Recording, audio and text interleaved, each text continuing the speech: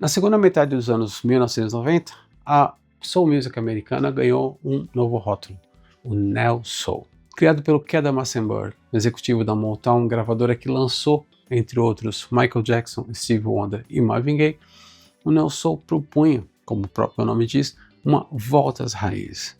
Embora tivesse fortemente as influências do hip hop e do R&B, que é esse soul mais urbano, a Neo Soul se constituía principalmente de instrumentos acústicos e de canções e intérpretes que ecoavam a soul music ali na virada dos anos 1960 para os anos 1970. Recentemente, a Neo Soul teve uma perda muito dolorosa, que foi a morte de D'Angelo, aos 51 anos. D'Angelo tinha apenas 51 anos, 3 discos lançados, e foi e é, para mim, um dos grandes nomes do Neo Soul.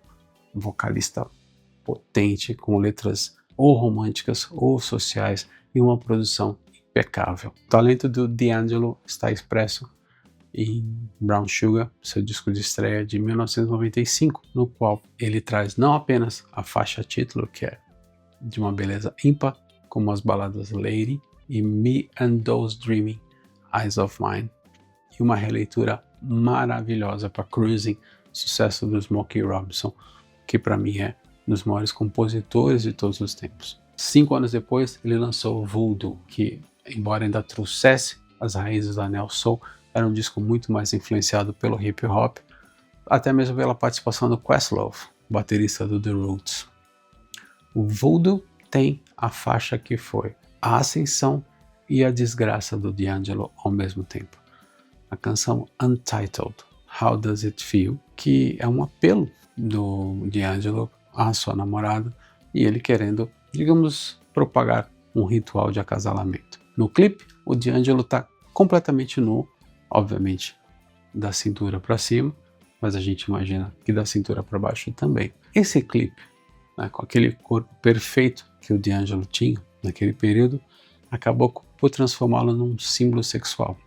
E era algo que ele não quis, era algo que ele não desejava para sua carreira. O D'Angelo queria ser conhecido e apreciado por sua capacidade de fazer grandes canções, por ser um performer único, e quem o assistiu no Free Jazz Festival naquele mesmo 2000 pôde comprovar isso, e num sujeito que se destacava como produtor, compositor e intérprete. Ele acabou passando por uma crise existencial muito grande, culminou em depressão, culminou no vício em drogas, liberadas ou não, e por um bom tempo a gente achou que a carreira dele estava acabada. No entanto, em 2014 ele lançou este disco aqui, Black Messiah, que foi o último grande suspiro do D'Angelo. Ele prometeu um grande álbum que jamais chegou a ver a luz do dia. E infelizmente, o D'Angelo acabou por falecer. E se é que ele tem algum disco preparado, sinceramente, jamais saberemos. O meu predileto da geração Neo Soul é esse aqui.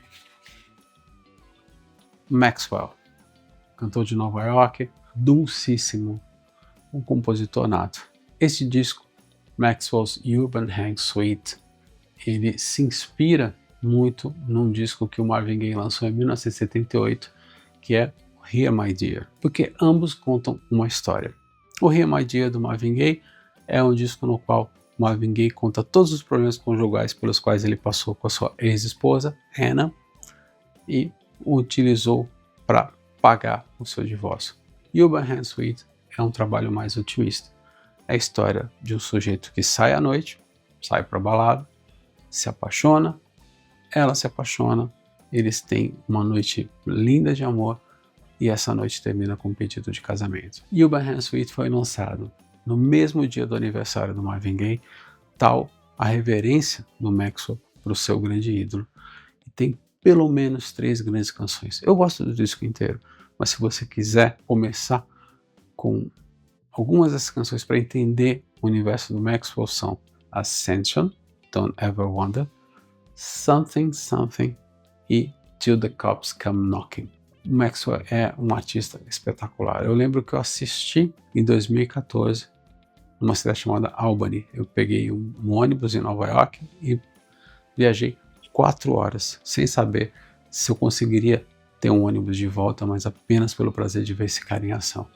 E não me arrependo em nenhum momento. Maxwell é aquele cantor que se entrega, aquele cantor que faz você se apaixonar pelas histórias que ele está contando. É um performer incrível. E foi muito bonito ter assistido lá, porque você via mulheres de todas as idades gritando desesperadamente pelo Maxwell, principalmente quando ele falava que estava à procura de um grande amor. Ou então, se você quiser se aprofundar no Neo Soul, Maxwell's Urban Hang Suite. Como eu falei, o Neo Soul vem muito do R&B norte-americano, aquele da virada dos anos 80 para a década de 90. E ali você começou a perceber que existiam grupos diferenciados, que iam muito além das batidas eletrônicas. Um deles é Tony Toné. Esse disco aqui é espetacular. Lançado em 1994, no qual as raízes da Neo Soul foram lançadas. E principalmente porque esse disco aqui traz um cara chamado Raphael Saadiq.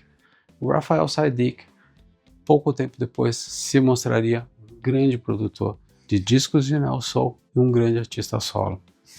Eu recomendo que você procure um disco, tá aqui, em algum lugar dessa discoteca, um disco chamado Instant Vintage, para você ter a ideia da qualidade de produção do Saadiq, que é um cantor e um guitarrista de primeira linha, um cara que swinga como poucos, um cara que tem um ótimo gosto para timbres, um ótimo gosto para criar grandes melodias. Mas Tony Toné é um bom começo. O hip hop, claro, fazia parte dessa receita do Neo Soul, e o Neo Soul posteriormente acabou influenciando artistas de hip hop, e que culminou nos meus discos prediletos da década de 90, que é The Miseducation of Lauryn Hill, o disco solo da então rapper e cantora dos Fugees, e é um disco, por enquanto, o único disco no qual ela mais se dedicou. Você tem influências do Neo Soul em canções como Do Wop, That Thing, como Everything is Everything, e até mesmo To Zion, que ela fez para o primeiro filho dela, chamado Zion, e que hoje divide os palcos com a própria Lauryn Hill. Mas você tem esse hip hop tentando soar um pouco mais sofisticado, tentando soar um pouco mais vintage, através das leituras que a Lauryn Hill faz. Então, se você gostou do D'Angelo, gostou do Tony Toné, amou o Maxwell, o próximo passo é escutar The Miseducation of Lauryn Hill. Para terminar, uma banda que não nasceu no Neo Soul, mas aproveitou essa virada como poucos, que é o Sweetback. O Sweetback tem nada menos que Stuart Matterman, Andrew Hale e Paul Spencer, 3 integrantes da banda da Sade.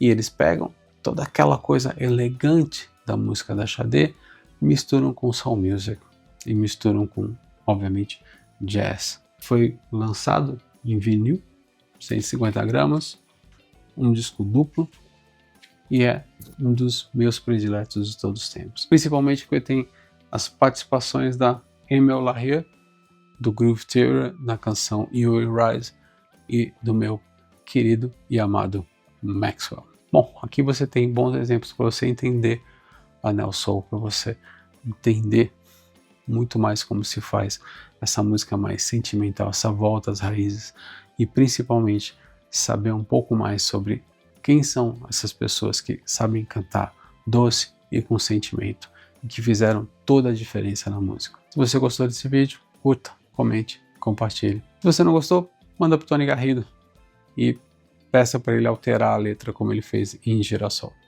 Ative o sininho para notificações e fica ligado que logo a gente vai falar mais uma vez sobre música. Até lá!